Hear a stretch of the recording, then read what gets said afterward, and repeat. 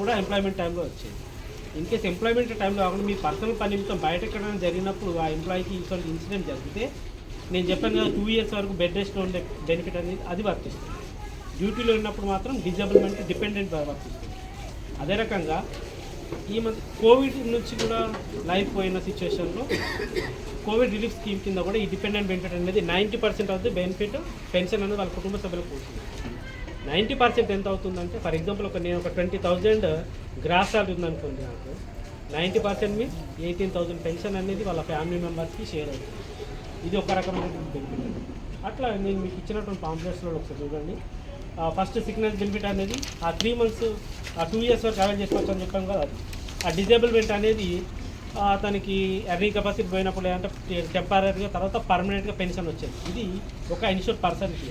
తర్వాత డిపెండెంట్ తర్వాత ఈ మెటర్నిటీ బెనిఫిట్ అనేది women's working women's insured women's ఎవరైతే ఉన్నారో మీరు ఎన్రోల్ చేసినటువంటి ఆ లేడీ ఫ్యాకల్టీస్ కానీ లేడీ ఎంప్లాయీస్ ఎవరైతే ఉన్నారో క్యారింగ్లో ఉన్నప్పుడు డేట్ ఆఫ్ డెలివరీ సపోజ్ ఒక January 1st డెలివరీ డేట్ ఇచ్చారనుకోండి డాక్టర్ గారు, ఆ January 1st నుంచి 45 days బ్యాక్ పీరియడ్ నుంచి మీకు ఎలిజిబుల్ అంటే ఎనర్జీ లేకపోతే ఇన్కేస్ బెడ్ రెస్ట్ అవసరం అనుకుంటే 45 days బిఫోర్ నుంచి కూడా ఈ మెటర్నిటీ లీవ్ అనేది అవైల్ చేసుకోవచ్చు.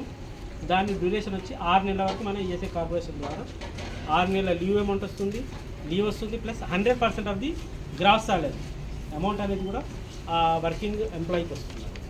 ఇది ఆమె ఎంటైర్ లైఫ్లో ఫస్ట్ 2 కన్ఫైన్మెంట్ 2 కాన్పులకు 2 సార్లు తీసుకుంటే 6 months వరకు ఈ మెటర్నిటీ లీవ్ ప్లస్ 100% శాలరీ వస్తుంది. బియాండ్ 2 కన్ఫైన్మెంట్స్ 2 కాన్పుల తర్వాత ఏమంటే 3 months వరకు 100% శాలరీ. ఇది మెటర్నిటీ బెనిఫిట్ అనేది లేడీ వర్కర్స్కి వచ్చేది.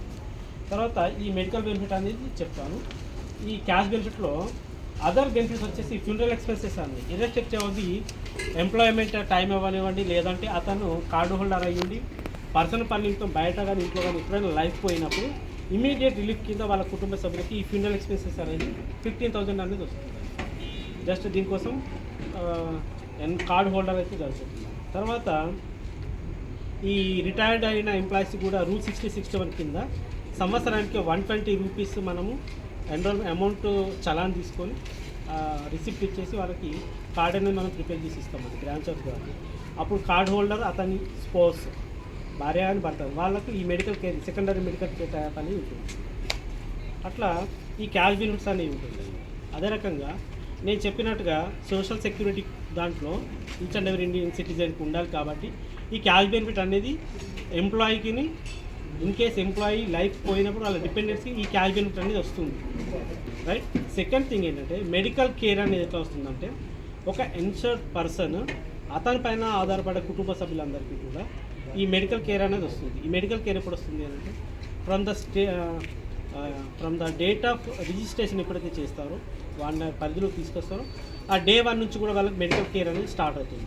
బట్ సూపర్ స్పెషాలిటీ ట్రీట్మెంట్ వచ్చేసి ఐపీకి 6 months సర్వీస్ ఉండాలి, వాళ్ళ కుటుంబ సభ్యులకైతే ఒక 1 year సర్వీస్ ఉంటే ఈ సూపర్ స్పెషాలిటీ ట్రీట్మెంట్ అనేది వాళ్ళ కుటుంబ సభ్యులకు మా కార్డ్ హోల్డర్కి వస్తుంది. సార్ ఒక చిన్న ఎగ్జాంపుల్ చెప్తాను. ఒక హార్ట్ డిసీజ్ కానీ లేదంటే ఒక స్ట్రోక్స్ కానీ జరిగినప్పుడు ఐపీకి కానీ వాళ్ళ కుటుంబ సభ్యులకి ఒక ప్రైవేట్ హాస్పిటల్ పోతే ఎంతవరకు ఖర్చు అవ్వచ్చు సార్? ఒక చిన్న ఎగ్జాంపుల్ 5 lakhs మినిమం అట్లా ఖర్చు అవుతున్నాయి కదా. బట్ మన ఈఎస్ఐసి ద్వారా వీళ్ళకి మన ఈఎస్ఐ హాస్పిటల్స్లో ఇన్కేస్ మన దగ్గర ట్రీట్మెంట్ లేకపోయినప్పటికీ కూడా మన దగ్గర నుంచి మన టైప్ ఉన్నటువంటి ప్రైవేట్ హాస్పిటల్స్ కూడా రెఫర్ చేస్తారు పేషెంట్స్ని, ఇన్షూర్ పర్సన్ని లేదా వాళ్ళ డిపెండెంట్స్ని కూడా. ఇందులో వీళ్ళు ఆ డిసీజెస్కి ₹1 కూడా ఖర్చు పెట్టాల్సిన అవసరం లేదు. క్యాష్లెస్ ట్రీట్మెంట్ అనేది త్రూ ఈఎస్ఐసి ద్వారా కార్డ్ హోల్డర్కి అతని పైన ఆధారపడే కుటుంబ సభ్యులకి డిపెండెంట్స్కి వీళ్ళందరికీ కూడా మెడికల్ కేర్ అనేది వస్తుంది, రైట్. ఫస్ట్ క్యాష్ బెనిఫిట్ అనేది అతనికి సెక్యూరిటీ అనేది ఉంది ఈఎస్ఐసి ద్వారా.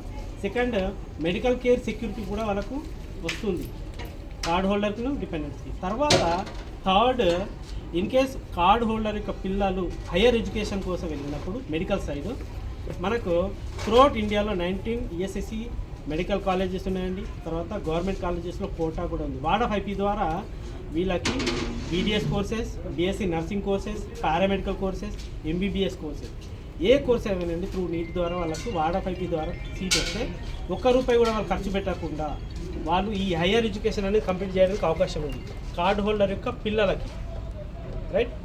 మెడికల్ కేర్, తర్వాత క్యాష్ బెనిఫిట్, తర్వాత హయ్యర్ ఎడ్యుకేషన్ వీళ్ళు ఒక్క రూపాయి ఎక్కడ కూడా రూపాయి ఖర్చు పెట్టాల్సిన అవసరం లేకుండా ఈ బెనిఫిట్స్ అనేది ఈఎస్ఐసి ద్వారా వస్తున్నాయండి, రైట్.